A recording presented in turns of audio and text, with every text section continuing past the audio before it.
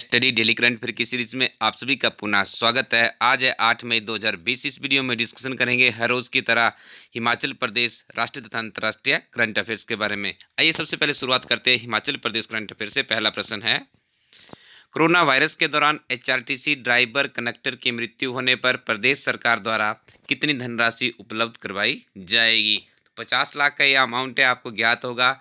जो हमारे डॉक्टर्स है, नर्सिस है, आशा वर्कर्स है, उनके लिए भी सरकार के द्वारा 50 लाख रुपए इंश्योरेंस के तौर पर देने की घोषणा की गई है।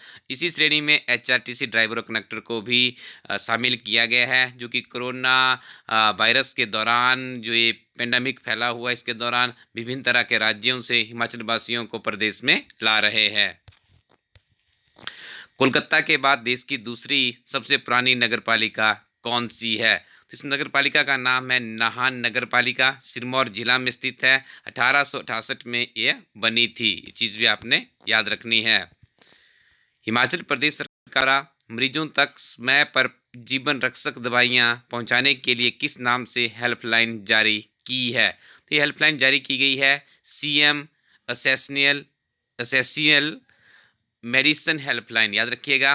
आप इसको इस तरह से भी रिमेंबर रख सकते हैं कि जो सबसे ज़रूरी दवाइयाँ होती हैं उन्हें इसेंशियल मेडिसिन हेल्पलाइन के अंतर्गत लाया जाता है। तो यहाँ पे देखिए, मेडिसिन से संबंधित इस तरह की सर्विसेज प्रदेश सरकार द्वारा शुरू की गई है। हिमाचल प्रदेश सरकार लोगों को की आवश्यक वस्तुओं की आपूर्ति होम डिलीवरी के माध्यम से सुनिश्चित कर रही है। अब तक होम डिलीवरी सुविधा से कितने लाख लोग लाभान्वित हो चुके हैं।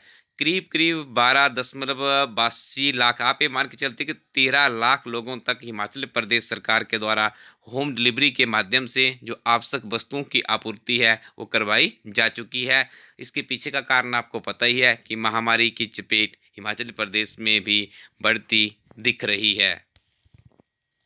हिमाचल प्रदेश में काला टोप वन्यजीव अभयारण्य कहाँ पर स्थित है। तो इसका सही उत्तर है चंबा। केंद्रीय आलू अनुसंधान संस्थान कहाँ पर है। The right answer is Shimla. Next one is, Himachal Pradesh में कितने केंद्रीय विश्वविद्यालय है। तो हिमाचल प्रदेश में एकमात्र केंद्रीय विश्वविद्यालय है जो कि जिला कांगड़ा में स्थित है। स्टूडेंट्स, आप देख रहे होंगे यहाँ पर आपको 2 या 3 ही अच्छे करंट अफेयर मिल पाए। उसके बाद हमने कुछ सामान्य ज्ञान के प्रश्न यहाँ पे आपके साथ डिस्कशन किए। इसका पर्पस हमारा यही है क्योंकि कोरोना वायरस के दौरान सरकार की जो अन्य गतिविधियाँ हैं वो लगभग बिल्कुल शून्य हो चुकी है। सारी एनर्जी सरकार की कोरोना वायरस को समाप्त करने पर ही लगी हुई है। तो हमारी कोशिश यही है कि आपको कम समय में यदि करंट अफेयर्स उपलब्ध नहीं हो पाते तो आपको कुछ सामान्य ज्ञान के प्रश्न ही डिस्कस कर लिए जाए। इसके लिए स्टूडेंट्स, यदि आपके पास कोई करंट अफेयर्स हो तो आप उसे कमेंट सेक्शन के माध्यम से हमें बता सकते हैं ताकि हम उसे भी अगले वीडियो में शामिल कर सकें। आगे डिस्कशन करेंगे national and world current affairs के बारे में। पहला प्रश्न है, भारतीय सेना ने 12 लाख रुपए के इनामी किस आतंकी को मार गिराया। रियाज नाइक को हाल ही में जो भारतीय सेना के ऊपर एक हमला किया गया था उसके बाद काफ़ी उग्र रूप में दिख रहे थे हमारे सेना के अधिकारी, क्योंकि काफ़ी कायरतापूर्वक हमला किया गया था। और यहाँ पे देखिए 12 लाख रुपए इनाम रखा गया था रियाज नाइकू के ऊपर। आतंकवादी है, इसे भारतीय सेना के द्वारा मार गिराया है। कांग्रेस के किस वरिष्ठ नेता को लोकसभा में लोक लेखा पर संसदीय समिति का अध्यक्ष नियुक्त किया गया है। उनका नाम है अधीर रंजन चौधरी। हाल ही में किस राज्य सरकार ने कहा कि राज्य में अफ्रीकी स्वाइन फीवर का पहला मामला आया है। तो देखिए यहाँ पे असम सरकार के द्वारा ये पुष्टि की गई है कि जो अफ्रीकी स्वाइन फीवर है, ठीक है, देखिए मानवों में नहीं फैल रहा है अभी तक, फिलहाल पशुओं में ही फैल रहा है, ठीक है। तो इसका मामला वहाँ पे दर्ज हो चुका है।